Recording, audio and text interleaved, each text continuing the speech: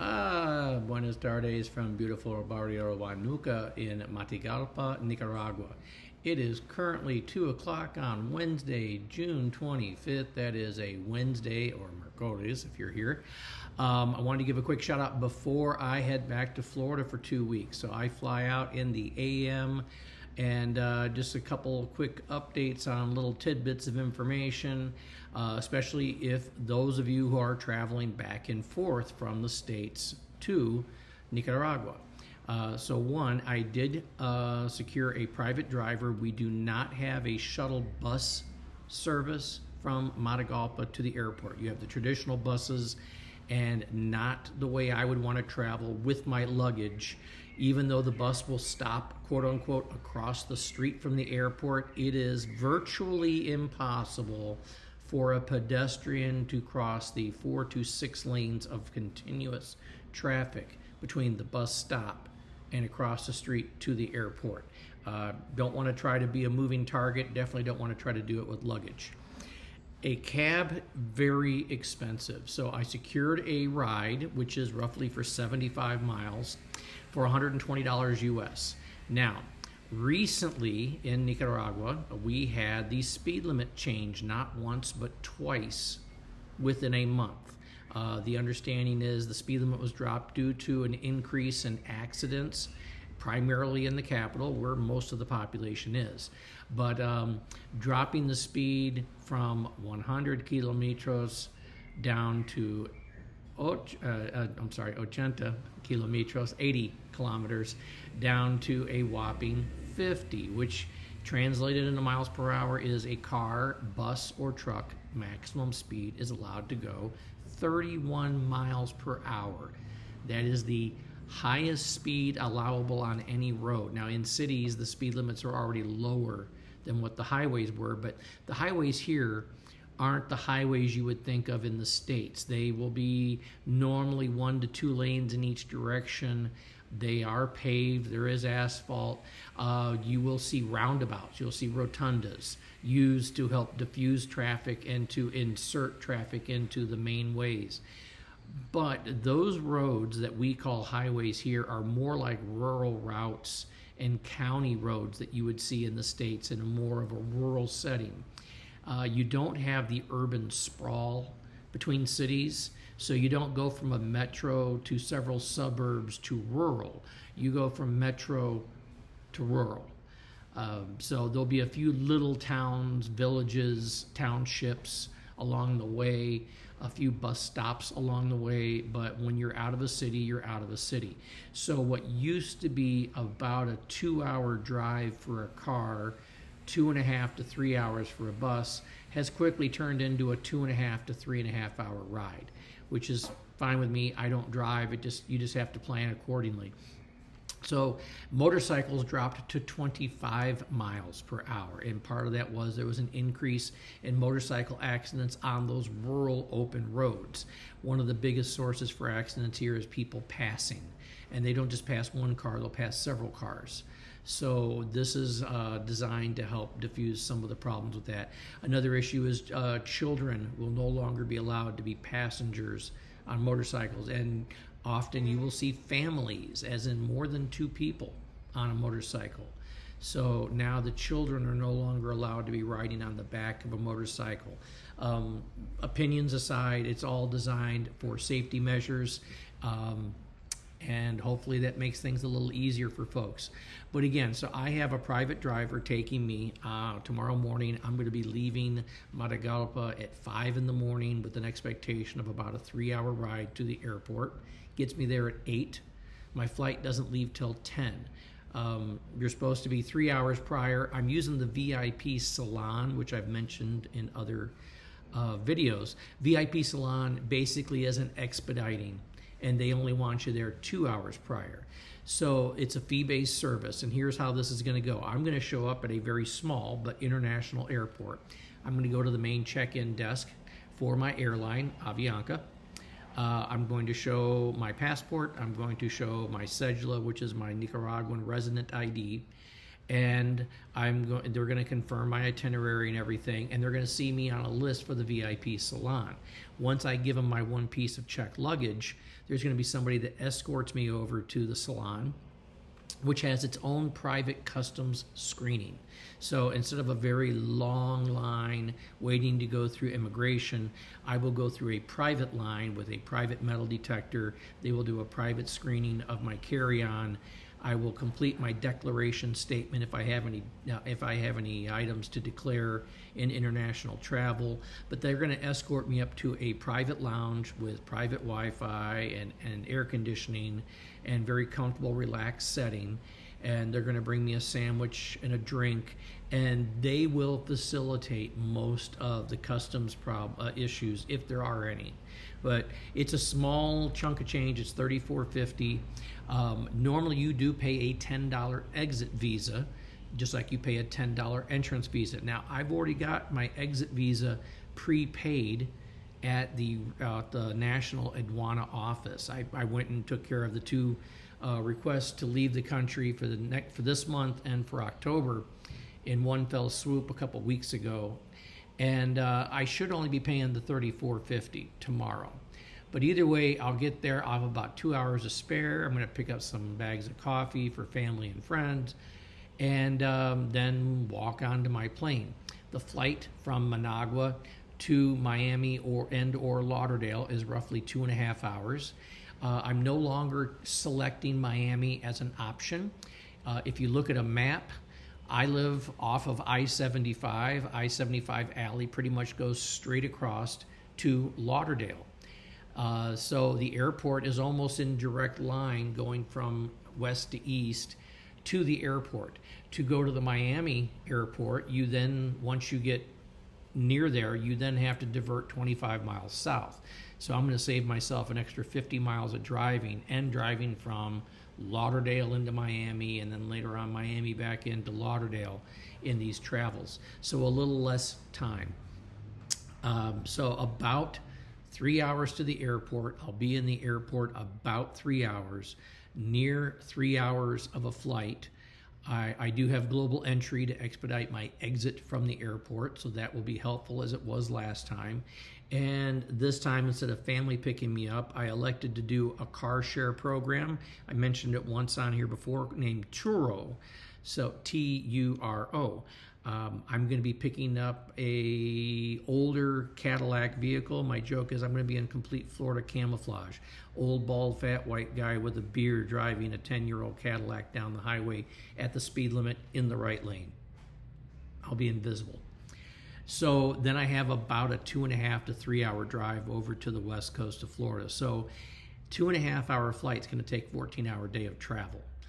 That VIP salon makes things so much easier, both on the exit and on the entrance. So this will be my first time using it leaving Managua, but I have used it now twice entering Managua. And when I come back in the middle of July, I'll be doing the reverse. I'll be taking this car rental, car share, back to Lauderdale at the airport, dropping it off for the owner, going in roughly 3 hours prior to my flight. Again, I have global entry to expedite my clearance in and out, which also includes pre-TSA. You don't take your shoes off, you don't take your laptop out, you don't take your toiletries out. You pretty much get expedited through clearance, wait for my flight, about 2.5 hours to get down to Managua. And then when I get off the plane in about 3 weeks, there'll be somebody holding a sign up with my name. I will follow them to the VIP salon. They will take me to the lounge. We will go through a private screening of customs. I'll complete my declaration form, pay them the $34.50.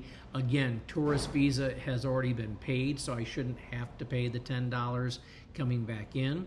We're going to find out, and I'll do the updates on that one way or the other to let you know how that works.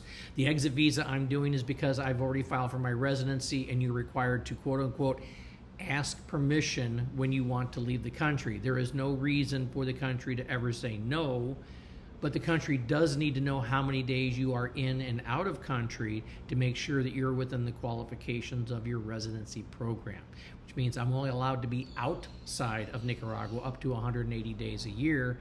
and I'm planning on less than 30 days a year. So it's just tick marks on a piece of paper as far as I'm concerned. It is a matter of going to Managua, to Migracion, and doing the exit visa, but because I have to go to Migracion at least twice a year to reissue my ID card and to reapply for the residency application, one each per year, I'm going to take care of that ahead of time because I already know when I'm flying. So I'll be booking round-trip flights to Florida roughly 3 and 6 months in advance, so I can take care of the exit visa when I do a reissue of the card every 6 months, and then annually the reapplying for the program. So a little bit of the logistics of that. Turo was the least expensive form of car use I could find, regardless of all of the discount car rental programs out there. And I looked to nauseam. So disabled veterans get a whole bunch of different potential discounts. Government employees had discounts. Florida resident has there's a discount for everything. Ultimately, by the time you add on service fees, taxes, insurance, and everything else, I was looking at well over $200 a day in car rentals. And I'm going back for 17 days. I really didn't want to spend over $3,000 to borrow a car for 2 weeks. That was asinine. I'm paying a fraction of that. I'm paying about $1,000 for 17 days. I think it's $1,100. And then I've already got October booked. I've pre-booked a Toyota Tacoma, and a fairly new one. And I think I'm paying $560 for a week. So still under $100 a day. So just something to review if you need to rent a car. And Florida has higher rates for car rentals. One, it's a tourist state, and two, it's a high accident state. So this was my most affordable way of getting transportation when I no longer own a vehicle in Florida and didn't want to inconvenience family with basically 3-hour drive to an airport, probably an hour wait to pick me up, and another 3-hour drive back. And other people work. I'm the one that's retired, so that made things simple. The VIP salon I've mentioned, so $34.50 each way, peace of mind, private space, somebody assisting you with declaration forms, customs, and the English is good, and just a light snack while you wait. But the other topic I wanted to bring up is the weather. So traditionally, even though Nicaragua is north of the equator, you can think of the seasons being opposite. So a lot of people are familiar that if you go to like South America, Argentina, their winter would be the U.S. summer and vice versa. Nicaragua calls the current time winter, even though it's, by the Earth standards, this is summertime. June is summer by all other people's standards. It is still a warmer month, but it actually cools off. Our hottest month of the year here was April, it's sunny and it's dry. That makes the heat. I'm up here in the mountains. I just recently had a couple days where I had to bust out the hoodie, and I was cold, and I was liking it. So this is kind of like a warmer Seattle with climate. So up until 2 days ago, we had lows of 67 Fahrenheit and highs of 73 with high humid winds, which were cool, damp winds. And it dropped off the temperature dramatically for the way it feels. The humidity brought it down. So I literally had to bundle up. I've got most of my windows closed, the ones behind me closed, which is good because that one right there behind me is one of the two that I can get rain to come through. And it is a 12-foot wide covered courtyard before you get to a cinder block wall with an open window. The rain will go through that open window, cross the 12-foot in covered courtyard, and come through my window with these winds, because these winds are coming out of the northeast, and that is facing northeast, and we'll get winds gusting in the 20s and 30s on a regular basis. So a kind of like a Florida where it can rain multiple times a day, we can have torrential downpours last for 15 minutes, and the sun comes out for an hour, and then you get a light mist, and then the sun comes out, and then it'll go dark, and full-blown thunderstorms for 2 hours. And then it goes overcast. So it's variable. It's now the part of the year where I have to have a rain jacket with me when I travel. So I've got a nice rain jacket bundled up in my Camelback. So when I leave the house, I've got a jacket. I normally have a hat, not just a baseball cap, but something with a wider brim, which is funny because down here, if you're familiar with the biggest political folk hero of Nicaragua, which is Augusto Sandino, he was known for his extremely wide-brimmed sombrero. And I've been told that I was wearing a Sandino hat walking through because I was wearing a Tilly hat. If you're familiar with Tilly, they're made in Canada. They're used by international travelers. They've got a lifetime warranty on them. They're UV resistant, water repellent, durable. You can fold them up. You'll see a lot of people traveling wearing that particular brand of hat. So I now have to be prepared for the wet time of the year. So here in Nicaragua, this is referred to as the winter because it is cooler than it was just a few months ago. So it may be cooler in temperature, but in November, December, because October is the wettest month of the year, and then it'll start to dry up in November and it's cooler temperatures. December is cooler temperatures and dry. January tends to be dry. February is dry. March starts to warm up dramatically, and April is the hottest month of the year. Well, here in the mountains, that's the warmest time we're going to see here. In the cities below us, it gets dramatically warmer. So often you'll see a 10 to 12 degree difference between Matagalpa and, say, the capital, Managua, or on the coastline, Leon, or down further south in Granada, or to the tourist hub, expat hub, San Juan del Sur. Those will all be dramatically warmer. The only places that'll be cooler in temp to Matagalpa will be Jinotega to our northwest, or to the higher elevation of San Rafael del Norte, which is relatively a small town, but has one of the highest elevations for a populace, short of going up to a particular mountain up on the Honduran border, which is the highest elevation, over 5,000 feet. I'm at half that. I'm at about almost 2,300 feet where I'm at.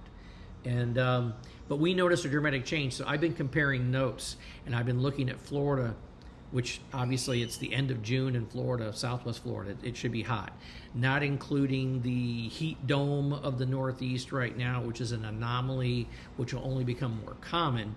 But everybody knows if you've ever visited Florida, Southwest Florida, this time of year, it's hot. And last year was the hottest year on record, and this year is supposed to top it. This week, I've been averaging up to 20 degrees cooler in the daytime with humidity, 1,100 miles further south, closer to the equator than Florida. And at nighttime, we're at least 5 to 8 degrees cooler. So it's kind of comical that I had to go 1,100 miles closer to the equator to see a cooler temperature. Again, to the point where I was wearing a hoodie and a knit cap inside the apartment when it rained for most of 2 days. I would say there was 2 days in the last week where we had at least 14, if not 16 hours of rain, continuous rain, out of a day for most of 2 to 3 days. So again, much like a springtime in Seattle by climate here in the mountains, but the roads themselves and the hills are more like the hills of a San Francisco. I have not found a flat surface in all of Matagalpa short of my floor and my bed.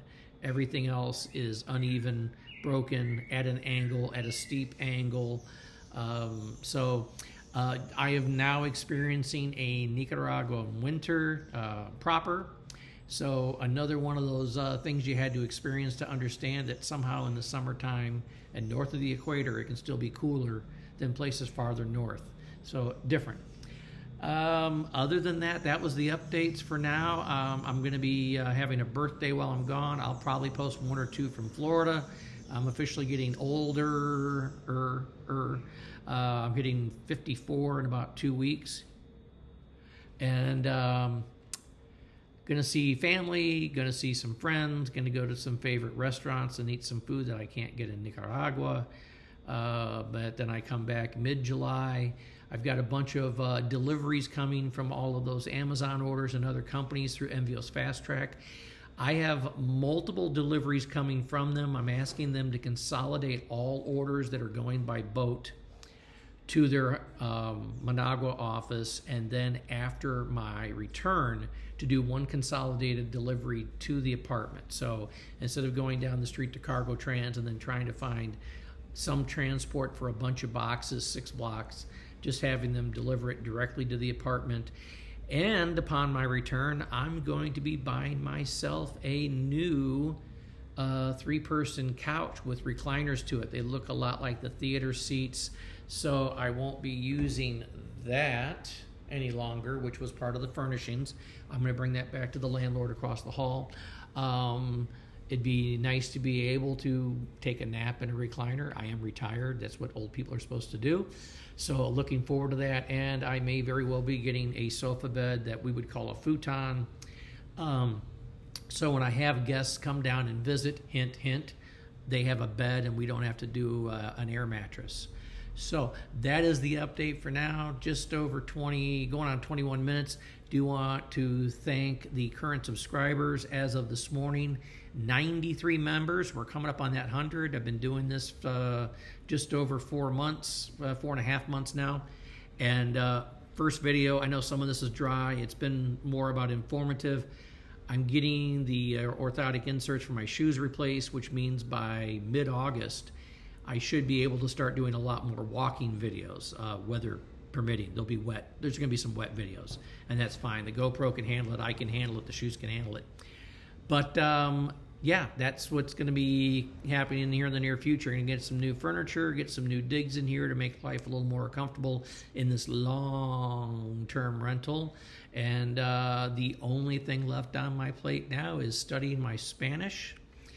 But yeah, 93 members currently subscribed. Please hit the like. Please hit the subscribe. Please share. Tell people. Let them know about how tranquila the life here is. And with that, I wish you all well and audio.